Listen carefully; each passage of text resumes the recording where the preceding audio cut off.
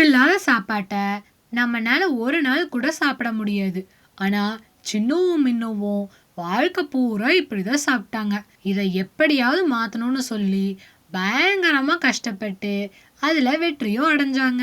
சாப்பாட்டை மாத்தின சின்னுவும் மின்னுவும் யாருன்னு நினைக்கிறீங்க? கடல்ல வாழக்கூடிய பெண்குயின்கள். அவங்க எப்படி இதை மாத்தினாங்கன்னு தெரிஞ்சுக்க இந்த கதைய கடைசி வரைக்கும் பாருங்க.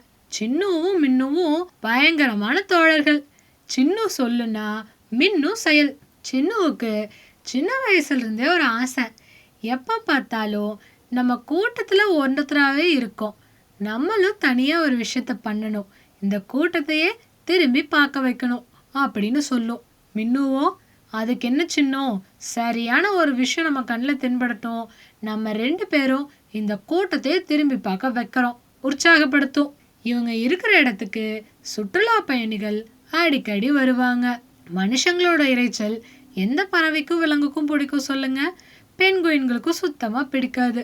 ஆனா சின்னுவுக்கும் மின்னுவுக்கும் இவங்க வர்ற நாட்கள்ல ஒரே ஒரு நேரம் மட்டும் ரொம்பவே பிடிக்கும்.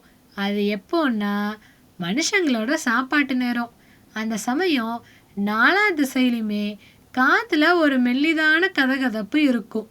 அதே சமயம் அற்புதமான வாசம் வருடி கொடுக்கும். இந்த வாசத்துக்காகவே சின்னவும் மின்னவும் தூரத்துல இருந்து மனுஷங்க என்ன பண்றாங்கன்னு கவனிப்பாங்க. திடீர்னு நெருப்பு வரும், மேல ஒரு பாத்திரத்தை வைப்பாங்க, அதுக்குள்ள என்னென்னமோ போடுவாங்க. சலபுல சலபுலன்னு சத்தம் கேட்கும். கடைசியா பரபரன்னு ஏதோ பொடியெல்லாம் தூவுவாங்க. அப்புறம் பார்த்தா திடீர்னு சாப்பிட ஆரம்பிச்சிருவாங்க. மனுஷங்கள்லாம் கிளம்பி போனதுக்கு அப்புறம் சின்னுவும் மின்னுவும் அந்த இடத்த சுத்தி பார்ப்பாங்க. சின்னு சொல்லும், ஏய், இந்த வாசத்துக்காகவே நம்ம மனுஷனா மாறணும் மின்னும் அப்படின்னு. மின்னுவோ, நாம எதுக்கு மனுஷங்க மாதிரி மாறணும்? நம்ம அழகான பெண்குயின்கள், மனுஷங்களால செய்ய முடியறதையெல்லாம் நம்மளால செய்ய முடியாதா? பாரு, இவங்க எத்தனையோ சாமான்களை விட்டுட்டு போயிருக்காங்க, வா இதை சேமிச்சு வச்சுக்கலாம், பின்னால இவங்கள மாதிரி நாமளும் செய்யறதுக்கு இதை பயன்படுத்துவோம் அப்படின்னு சொல்லிட்டு அதுல இவங்களுக்கு பிடிச்ச சாமான்களை எல்லாம் சேர்த்து வைக்கிறாங்க. அதுக்கப்புறமா 2 பேரும் ஒரு நாள் பேசிட்டு இருந்த சமயம் மின்னு சின்னு கிட்ட சொல்லுச்சு, சின்னு, உன்னோட ஆசையே இந்த கூட்டம் நம்மளை திரும்பி பார்க்க வைக்கணுங்கிறது தானே? எனக்கும் அதே ஆசைதான். அப்படியே நம்ம பார்த்தோம்ல மனுஷங்க, அவங்களோட சாப்பாட்டு வாசம் பிடிக்கும்னு சொன்னல, பேசாம நாம ஏன் மனுஷங்க மாதிரி சமைக்க கூடாது? இந்த கடல்ல சாப்பிட்ற மீனும் யாராலும் 24 மணி நேரமும் ஒரே மாதிரி தான் இருக்கு. இப்படி சமைச்சோன்னா நம்மளுக்கு ஒரு வித்தியாசமான சுவை கிடைக்கும், முடிஞ்சா நல்ல பேரும் கிடைக்கும்ல அப்படின்னு சொல்லுச்சு. சின்னுவுக்கு ஒரே குஷி. பண்ணிடலாம் பண்ணிடலாம் அப்படின்னு சொல்லிட்டு கடைன்னு அவங்க சேமிச்சதையெல்லாம் பார்க்குறாங்க. அந்த சாமான்களுக்கு நடுவில் சிக்கிமுக்கி கல்லும் இருந்தது. மின்னும் அதை எடுத்துட்டு வந்து உரைக்க ஆரம்பிக்குது. சின்னூட்ட கொஞ்சம் விறகெல்லாம் சேகரிச்சுட்டு வரையா அப்படின்னு சொல்லுது. சின்ன விறகு சேகரிச்சுட்டு வரவும் மின்னு சிக்கிமுக்கு கல்லை வச்சு நெருப்பை உண்டாக்கவும் சரியா இருந்தது. அதுக்கப்புறமா அடுப்பை கூட்டினாங்க. இப்போ ஒரு பாத்திரத்துல என்ன சமைக்கலாம்னு பேசிட்டு இருந்தாங்க. பேசாம இறாலையும் எல்லாம் பாத்திரத்துக்குள்ள போட்டு சூப் பண்ணிடலாமா அப்படின்னு மின்னு சொல்லுச்சு. சின்னவோ, அதுவும் நல்ல யோசனை தான், இந்த மாதிரி வெது வெதுன்னு குளிர்காலத்துல குடிக்கிறதுக்கு சூப்பரா இருக்கும்ல அப்படின்னு சொல்லுச்சு. ஆனா இந்த மனுஷங்க உப்புன்னு ஏதோ ஒன்று போடுவாங்களே, அது நம்ம கிட்ட இல்லையே, என்ன பண்றது அப்படின்னு கேட்டுச்சு. அட சின்னம், கடல்ல இருந்துதான் உப்பே எடுப்பாங்களாமா, நம்ம கிட்ட இவ்வளோ கடல் தண்ணி இருக்குதுல்ல, அதுல ஊத்தி நம்ம பண்ணிக்கலாம் அப்படின்னு சொல்லிட்டு பாத்திரத்துல இறால போட்டு கடல் தண்ணி ஊத்தி வேக வைக்கிறாங்க. ஆனா பாவம், ருசி பார்த்த சின்னுவுக்கு அதிர்ச்சி ஆயிடுச்சு. மின்னும் பயங்கரமா உப்பு கறிக்குது, நல்லாவே இல்லை அப்படின்னு சொல்லுச்சு. ஓ, அப்போ உப்பு கம்மியாக தான் போடணும்னு நினைக்கிறேன், நிறையா இருக்கும்ல கடல் தண்ணிங்கிறதுனால, அடுத்த தடவை நம்ம சரி பண்ணிக்கலாம் அப்படின்னு சொல்லுச்சு. அடுத்த தடவை மனுஷங்க விட்டுட்டு போன சாமான்கள்ல வித்தியாசமான ஒரு பொடி இருந்தது. இதை இன்னும் பார்த்துருக்கு. மனுஷங்க அழகா அப்படியே கொஞ்சமா தூவாங்க. சரி, இந்த தடவை இறாலுக்கு பதிலாக மீனை போட்டு பண்ணுவோம். ஆனா அன்னைக்கு நம்ம சூப் மாதிரி வச்சோம், இந்த தடவை மனுஷங்களை மாதிரி குச்சியில சுடுவோம் அப்படின்னு சொல்லிட்டு மீனை குச்சியில போட்டு நெருப்புல வாட்டினாங்க. இந்த தடவை மின்னுவுக்கு தெளிவா தெரிஞ்சுது. கொஞ்சமா அந்த சிவப்பு நிற பொடி, அது வேற ஒன்றும் இல்லை, மிளகாத்தூள் தான், கொஞ்சமா எடுத்து அந்த வாட்டின மீன் மேலே தூவி விட்டுச்சு. இந்த தடவை சின்னவுக்கு பயம். நான் சாப்பிட மாட்டேன் மின்னும், எனக்கு போன தடவை சாப்பிட்டதனோட சுவையே இன்னும் நாக்கில் உப்பு கறிக்கிற மாதிரி இருக்கு அப்படின்னு சொல்லிச்சு. பயந்தாங்கோலி, நான் சாப்பிட்றேன் கொடு அப்படின்னு அந்த குச்சியை வாங்கி வாட்டின மீனை ஒரு கடி கடிச்சுது. ஏய் சின்னும், சாப்பிட்டு பாரு, என்ன சுவையா இருக்கு தெரியுமா?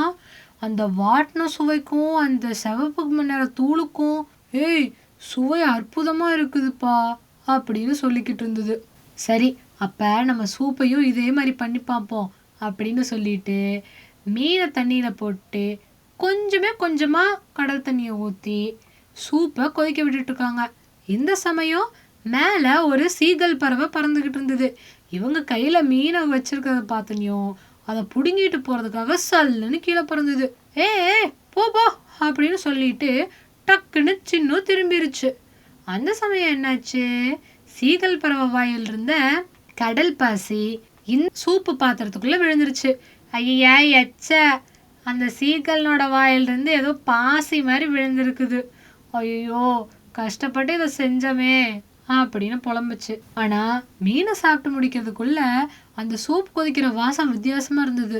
மின்னும் சொல்லுச்சு, சின்னும் நீ பயந்த மாதிரி இல்ல, இந்த சீகல் பறவை போட்ட பாசைக்கு அப்புறமா இன்னும் அந்த கொதிக்கிற வாசத்துல ஏதோ ஒன்று வித்தியாசமா இருக்குது, வா கொஞ்சமா சுவைச்சு பார்க்கலாம் அப்படின்னு சொல்லி சுவைச்சா அந்த சூப்பு உப்பு போட்டதை விட வித்தியாசமான சுவையில அவ்வளோ அருமையா இருந்தது. 2 பேரும் போட்டி போட்டுட்டு வாட்டின மீன் சூப்பு, இறால் சூப்புன்னு நல்லா செஞ்சு சாப்பிட ஆரம்பிச்சாங்க. இவங்க சாப்பிட்ற சாப்பாட்டினோட வாசம் கொஞ்சமா இவங்க பெண்குயின் கூட்டத்தையே ஈர்க்க ஆரம்பிச்சுது. ஒவ்வொருத்தரா கேட்க ஆரம்பிக்கிறாங்க, டேய் எங்களை மட்டும் விட்டுட்டு என்னமோ ரகசியமா பண்றீங்களே, என்னது உங்ககிட்ட இருந்து அதை பண்ணதுக்கு அப்புறம் வாசம் எவ்வளவு நல்லா வருது தெரியுமா அப்படின்னு இவங்கெல்லாம் சொல்லவும் சின்னவும் மின்னவும் ஒருத்தர் பார்த்துக்கிறாங்க.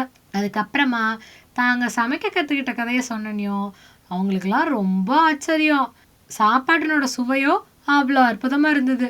நாளாக இவங்க கூட்டத்தில் ஒவ்வொருத்தரா இவங்க கிட்ட வந்து அதை பண்ணி கொடு இதை பண்ணி கொடுன்னு நச்சரிக்க ஆரம்பிச்சிட்டாங்க.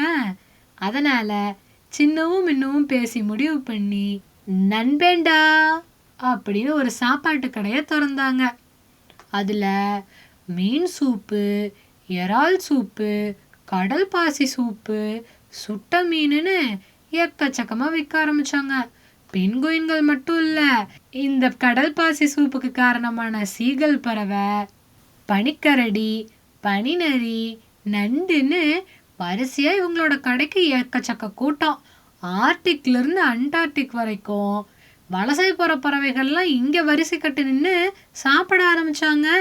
அவ்வளோ பிரபலமாயிட்டாங்க நண்பேண்டா கடை நண்பர்கள்.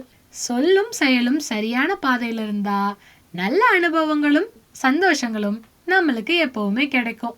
இந்த மாதிரி சுவாரஸ்யமான வித்தியாசமான கதைகளை கேட்க நம்ம சேனல் காஃபார் கதையை மறக்காம சப்ஸ்கிரைப் பண்ணிக்கோங்க.